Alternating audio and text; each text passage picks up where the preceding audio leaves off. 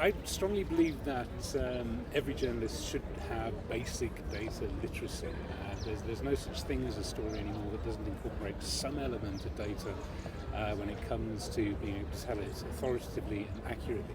And unfortunately, we still see the situation where a lot of day-to-day reporting, there are quite serious mistakes made in interpretation of basic facts because journalists struggle with taking numbers from a press conference or from a spokesperson and putting them into context, understanding what they actually mean when they're writing the story.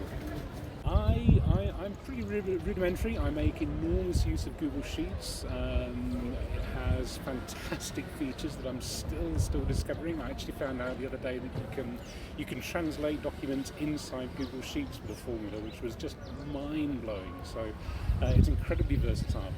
Beyond that, I also do quite a lot of work in the R language. So I make heavy use of RStudio when I'm working with bigger data sets or slightly more complex data sets, or if I want to set up automations and everything like that. All of that I do in R.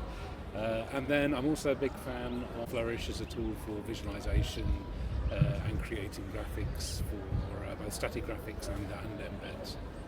I really try to be very audience-led in terms of the stories we select. So I'm trying to always understand what is important to audience and readers, and that can be quite hard because I work mostly freelance when I'm doing journalism. So working across lots of different publications, it's really up to them to a certain extent to tell them what's interesting for their audiences, which